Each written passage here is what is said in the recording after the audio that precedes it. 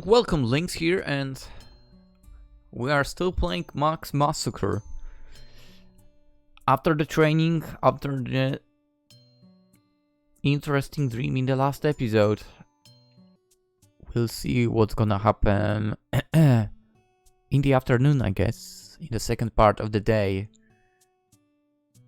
Yeah, let's just get to it, let's see. As morning lessons came to an end, I returned home with more wounds than usual. Ouch. The mirror in Celeste's bedroom revealed several fresh bruises on my back, and I could see for myself the small cuts on my arms and legs. Ow. While the leather armor helped to shield me from my opponent's blows, it wasn't enough to completely stave off injury. Ow. Worse, after fighting Aura, I was challenged by a few more of my classmates, which our teacher regretfully allowed. That freaking sucks. Feels like,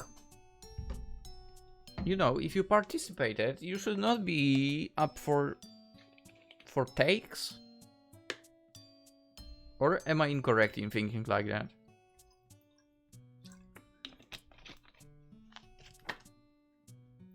I would say, yeah. Anyway. One after another they wore me down, struck me repeatedly, and sated their sadistic lust. Dude, you need to... I wonder if he's actually giving it his all, or he's allowing all of that. Shit. Celeste isn't going to be happy about this. She keeps telling me I need to take better care of myself, and to not let my classmates do as they please. Yeah, I'm saying this as well. Unfortunately, I know all too well what would happen if I fought my classmates seriously. What would happen? Tell me. Sighing loudly as I exited Celeste's bedroom, I bided my time in the living room. What would happen? Tell me. I want to know. Even more, I want it to happen. I would definitely not complain if it happened. Although I had nothing particular to do other than rest, my battered body allowing myself to be bored at home felt like the safest option. If I went outside again, especially without a specific purpose, I'd just risk running into trouble. Strangely enough, however, as long as I stayed inside my home, nobody would come near me. It still feels strange to call this house my home. While it's nothing fancy for two orphans to have a home, all to themselves seems like a fantasy one of them dreamed up. Nevertheless, this is my home now, no matter how much the villagers curse me for taking the house of a dead man. That's the reason? What the fuck? By the way, this is what should be done in our life as well. I mean, if you think about it, there are so many empty homes. Empty houses always attract people from around the village, particularly those without homes of their own. After Celeste and I spent a few days squatting in this house, however, the villagers all started to keep away as for the house was cursed. And truly enough, that was the reason they gave. Apparently I have infected this house with my demonic aura. Ooh! Truthfully, I'm not sure what an aura is. If I had to explain, the best I could do would be to call it a strong feeling, like something you can only sense. Celeste could no doubt explain better, but the point is, this house has been tainted with a vibe only we can stomach. Okay. Like a bad smell which a home's residents grow accustomed to. Neither Celeste nor I sense it. If others didn't point it out, we wouldn't even know. Well, if my demonic aura earned Celeste and I a home of our own, then I can't complain. Giving off the vibe of a demon or a monster may make people hate me, and want to kill me even more than my appearance does, but I guess it does have its benefits. Yeah, I mean, the two of you have a house. That's nice, right? Definitely nothing to complain about. I entered my bedroom and laid down. My bruises immediately began to drop, and a couple of the cuts were stinging. Compared to the pain I endured when the wounds were inflicted, however, this feeling barely even registered. I literally went running the other day, and on the left leg, my small two, so on the left, somehow cut itself. I have no clue how. And I got back, I'm looking at it, and I'm like, where did this blood come from? The entire left side of my running shoe was basically colored red. And the sock as well. I was literally walking and leaving stumps of blood on the floor. And I felt nothing, absolutely. It's funny. Anyway, about not registering pain and so on in such situations, let's move on with the story. I hate blowing off Celeste like this, but right now I need to rest. A few hours of sleep should help my wounds to heal up nicely, and I know how Celeste hates to see me when I'm injured. At this moment, doing nothing truly is the best course of action.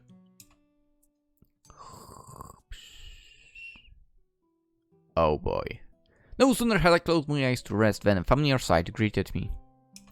Holding me down and kneeling above me was Celeste. Like usual, she smirked at me, seductively invoking a feeling of arousal no man could possibly ignore. My, you're here quite early today. Did you want to see me that badly?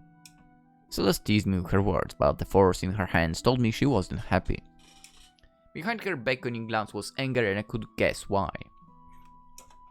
I smiled sadly as I returned her gaze. Even the Celeste in my dreams is mad at me, huh? Was it so wrong for me to skip class and rest? I'm injured, Oh, if you needed to rest, you should have at least told me before vanishing on your own. Or better yet, you could have fought back for once. Yeah, I'm with that opinion as well. Celeste didn't bother to deny that she was mad. Instead, she got straight to the same point she always made. I did fight back. I used the skills I learned during class to defend myself to the best of my ability. That's the point of exhibition matches, isn't it? Bemused. Funnily enough, like in football, exhibition matches. Ugh, what a waste of time. What a waste of time. No, they are boring. Anyway, bemused, Celeste shook her head. That doesn't even count as fighting back. If all you can do is defend yourself, then obviously you aren't taking the match seriously. Fight back for real next time. Do that and they will never pick on you again. Though her words differed, this wasn't the first time Celeste had told me to fight back seriously. You should. And true to her words, I wasn't giving the match my best. I was holding myself back, allowing myself to become a punching bag. Why? Why are you doing that? Because as much as I want to repay the damage done to me, I knew better than to tempt fate. What do you mean? If I do that, I will kill them. What do you mean? Then kill them. I'll be exiled from the village, we'll be separated. I'll come with you. I'll follow you anywhere and everywhere.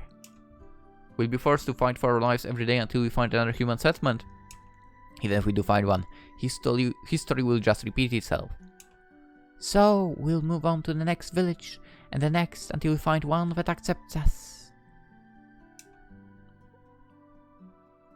Makes sense. Almost word for word, one of our past conversation was replayed. I would try to reason with Celeste and explain how we were better off here, even if I needed to endure the villagers' harassment. In turn, Celeste would dismiss my concerns, arguing that we'd be fine as long as we stayed together. Max, you can't keep thinking of me as a weak little girl who needs protecting. I'm the greatest mage this village has ever seen. Nobody else even comes close to rivaling me. And you are the strongest warrior there is. The villagers may be too stupid to realize that you're holding back, but I'm not. I know how much damage you could do if only you'd let loose for once. This town doesn't deserve us. We need to go out into the world and to find a new home worthy of your loyalty. Max, let's leave this wretched town once and for all. growing more impassioned with every word, Celeste yet again made a familiar plea. As the rate at which I experienced this dream increased, so too did the frequency of Celeste's pleas, and the sincerity of her offer. Every time I heard Celeste beg me to run away with her, my willpower further diminished, and I inched closer to accepting her proposition. Let's go! But before I could take that leap, that final step, one fact always prevented me from doing so. The real Celeste would never go along with that. Okay. Celeste's excited expression disappeared in an instant, replaced by one of pure annoyance. Would you please stop saying that? If you're so sure what the real Celeste would think, why don't you try asking her for once? Even if she declines, it's better than arbitrarily deciding how I supposedly feel. I can't deny that. But what if things become awkward between us? I don't want Celeste to think I don't enjoy living with her, or that I'm going to leave her behind if she declines. Celeste scolded at me, displaying even more irritation than she had moments ago. Do you really have so little faith in me?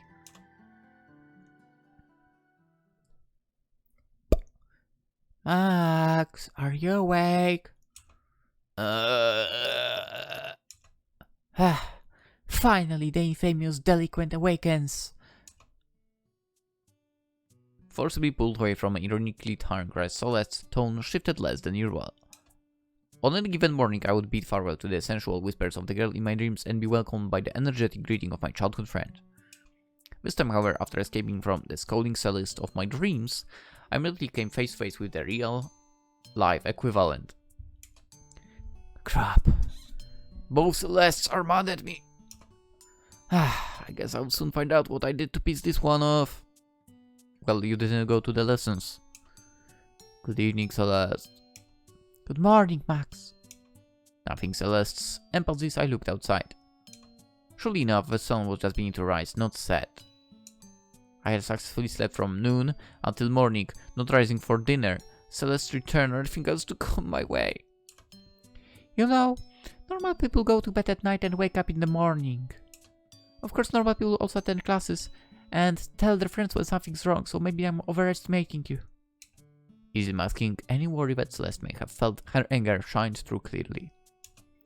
It may have just been my own obliviousness, but I felt as though Celeste had become an expert at hiding how she truly felt. As the person closest to her, this thought shamed me greatly, and contrary to how things may seem, I didn't want to fix the chasm between us. I'm sorry, Celeste. I didn't intend to skip class, and I certainly didn't want to worry you. And yet you did both. Am I going to have to start following you around everywhere, just to make sure things like this don't happen? I'm fairly adept at tracking magic, you know. I could pull it off. A shiver went down my spine as Celeste's inner stalker presented itself. Scarcely, she was right. Celeste could track me remotely, and I would be none the wiser. For all I knew, she might already be doing so. I simply had no way of knowing. I'm sorry, alright? I'm sorry. Please, there's no need to resort to something so drastic. Just tell me how you want me to make it up to you.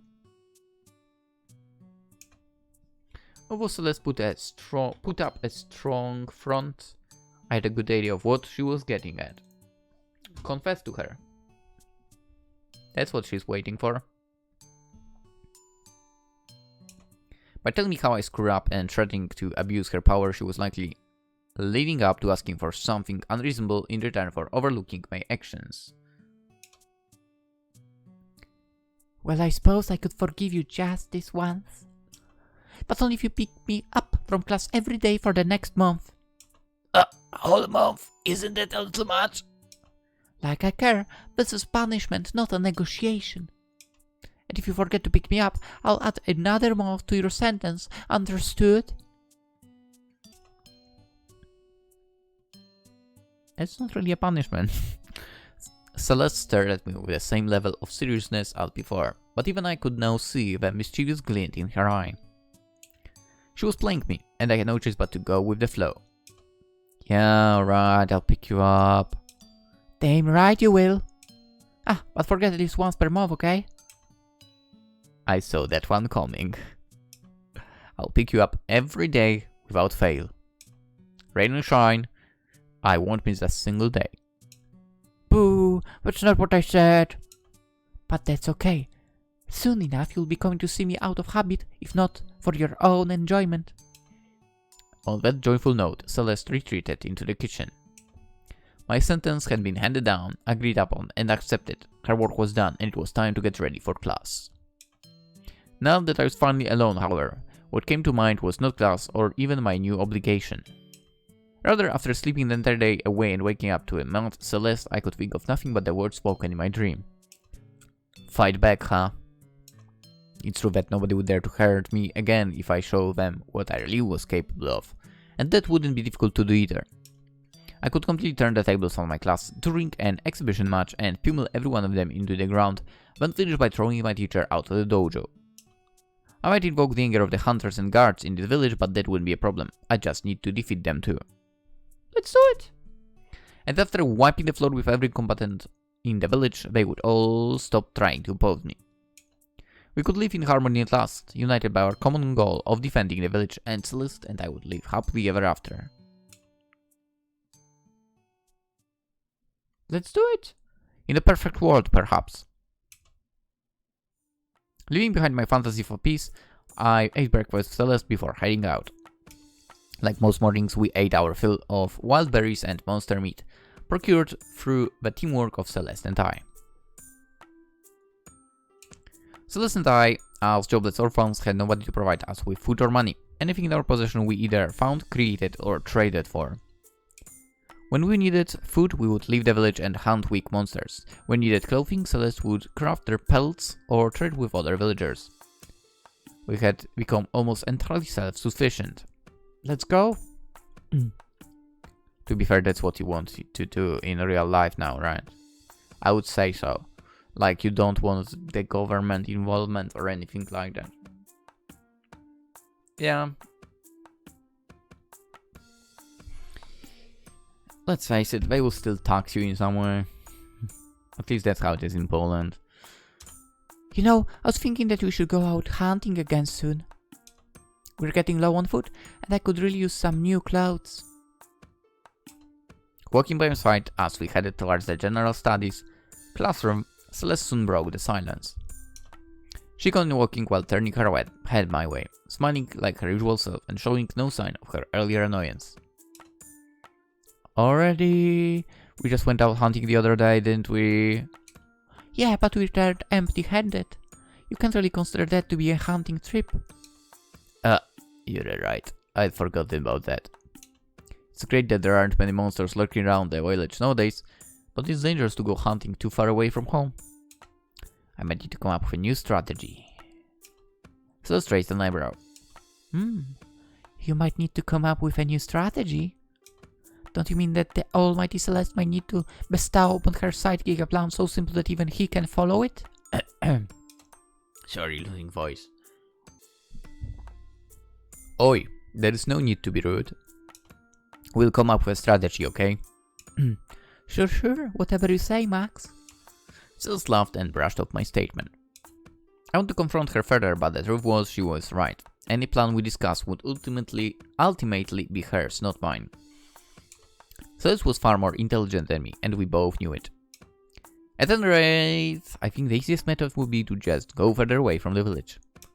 As long as we stick to the open plains, we won't be ambushed, and none of the monsters around here are strong enough to pose a threat individually. True, but the further we go, the further we'll need to carry anything we gather. Moreover, the longer we carry fresh meat around, the greater the chances of us being attacked. Celeste suddenly stopped walking and turned to face me. I know.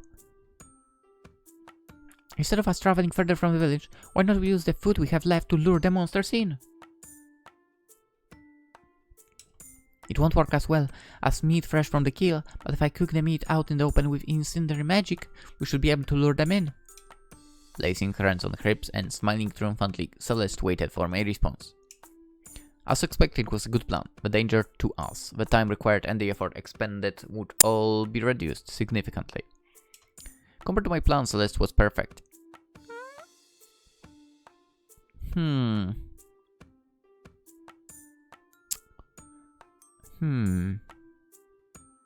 I'm not sure if that's true. Maybe? Okay, so if we kill and have fresh meat, right? Would it have a stronger smell than meat that is cooked? I wonder. It's probably different for us as humans than for those supposed monsters, right? I'm not sure. I feel like the smell of a cooked one would be stronger for humans? Maybe? Unless you don't add any spices, then maybe I'm wrong, but... whatever. However...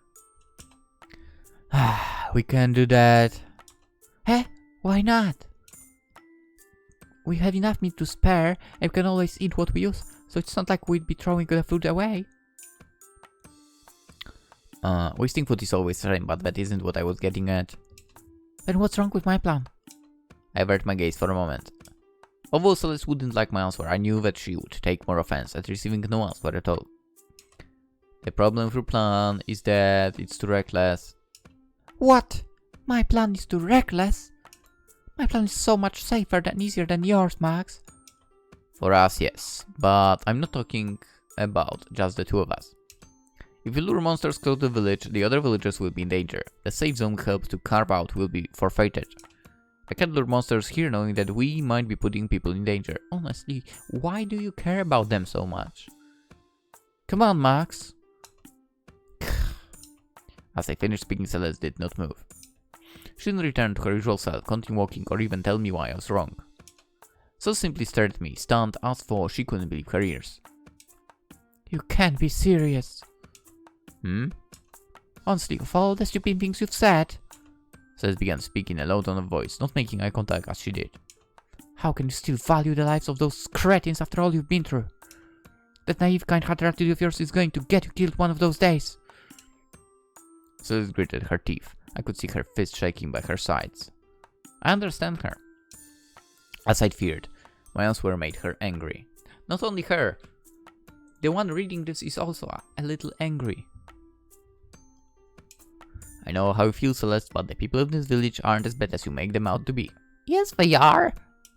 They just fear what they don't understand. And it's not like all of them have done wrong by us. Oh, okay. I mean, it's not... If it's not all of them, I guess. Have a little faith in human kindness, would you? Yeah. I don't have that. I reached out to Celeste and placed my hand on her shoulder. Her fists were no longer shaking, nor were her teeth gritted. Even so, she did not look me in the eye. You really are hopeless, Max. No matter what happens to you, you take it in stride, trying to understand how other people feel instead of simply opposing them. If the people of this village could only look past your appearance and understand how pure you are, they would surely return your kindness at long last. Celeste's shoulders relaxed, as did her expression. The rage from moments ago had disappeared, replaced by a look of heart-wrenching sadness. But as much as I love that pure-hearted kindness of yours, I still think it's going to waste. Those people will never understand you. They won't even try to. Nothing good will come of you seeking their affection. All they will ever do offer you is pain. So why? Why won't you save that kindness for the people, for the one person who appreciates it? She's correct. Having walked most of the way, in silence, Celeste and I finally reached our school. There was only one classroom, due primarily to the size of our village and the lack of teachers, and we could not attend every day. Even so, twice a week we would be taught, and at least once per week we would be asked to help teach some of the younger students. Small though it may be, this was still a place of education, and we treated it as such. Oh, good morning, everyone. It's nice to have so many of you turn up today. Our teacher arrived moments after Celeste and I sat down. After giving us the first words to leave his mouth were filled with sarcasm, nothing the lack of students noting the lack of students in the room. Oh, well, forget those troublemakers. If they don't want to learn, I don't want to teach them. Unfazed by the nearly empty classroom, our teacher turned towards the front of the room and began writing on the board. As you mentioned, the more troublesome students, like those from dojo, were not in attendance. They would often skip class to go hunting with their parents or to train together and polish their sword fighting skills. In their minds, that was a far better use of their time than sitting around the classroom learning lore or a craft. Today we'll be covering mana and its role in the human body. Once we gain the permission of the almighty Celeste, apparently. Groaning loudly, Celeste rose to her feet. Sir, I don't mean to be rude, but I already know more about mana than you do. I should be teaching this class, not taking it. Oh, is that so? Our teacher took a few steps forward and sat down in one of the empty seats left vacant by his students. Then please go right ahead, teach me. Oh my god. That reminds me of school and, you know, teacher being like, go ahead. Get to the blackboard, lead the lesson. Dude. I wish I was able to do that in the past as well a little bit. You know,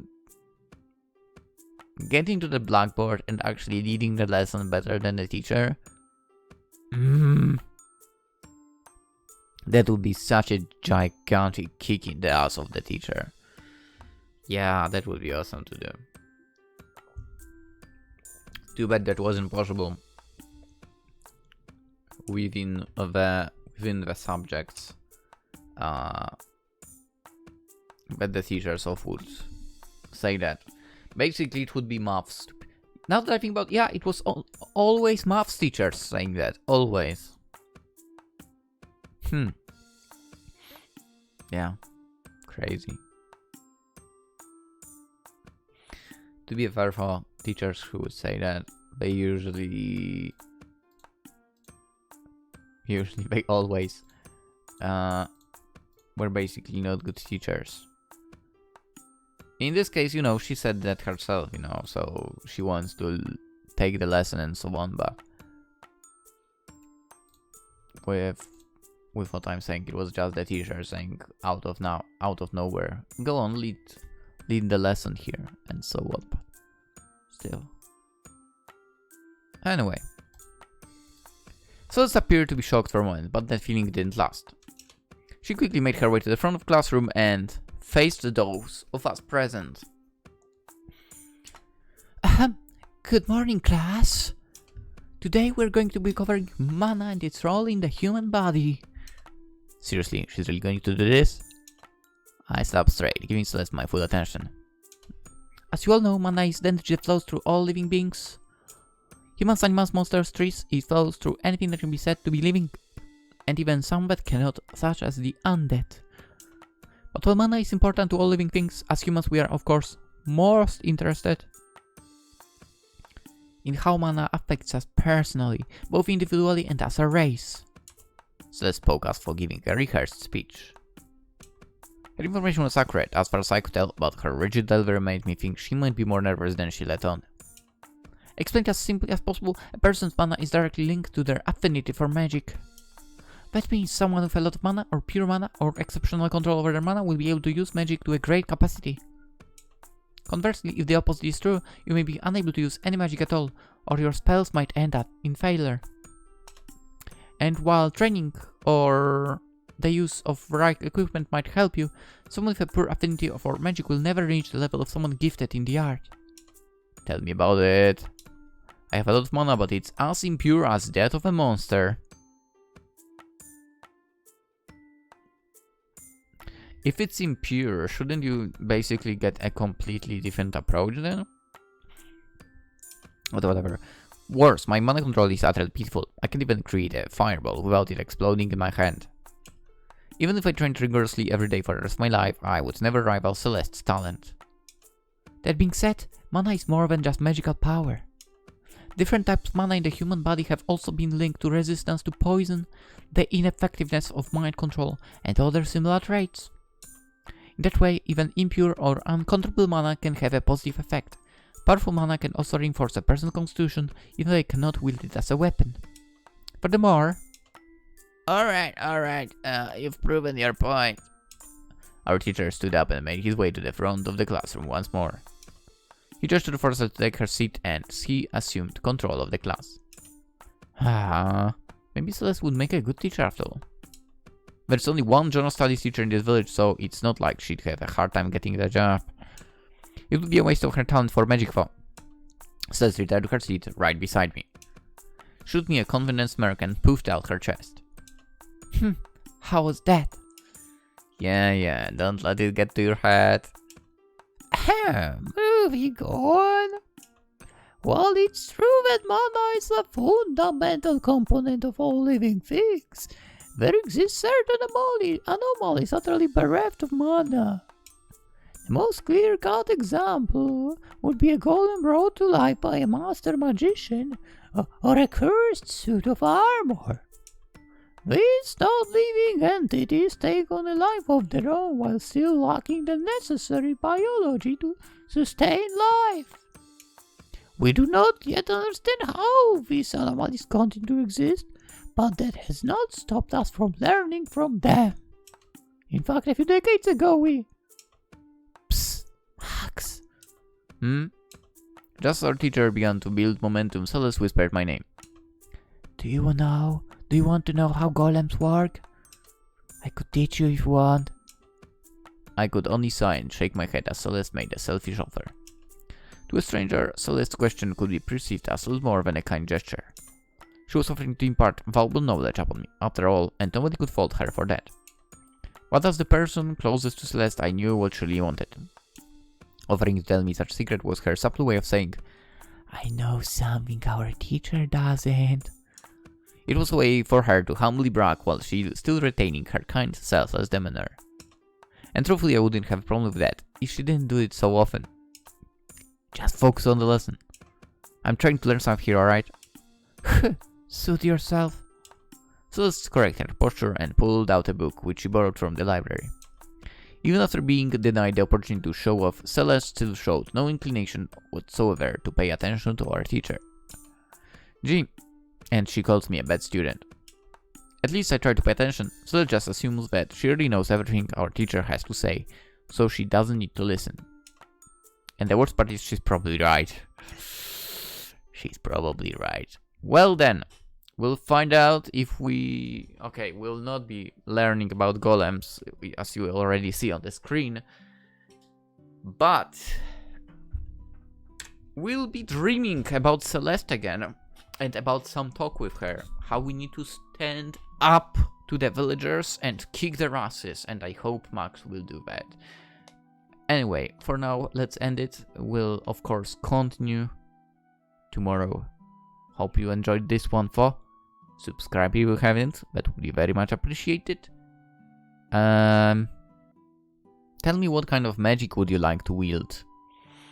If it was a thing in real life. Yeah, and with that being said, let's end it for today. Hope you have a wonderful day, and I'll see you tomorrow. Bye bye.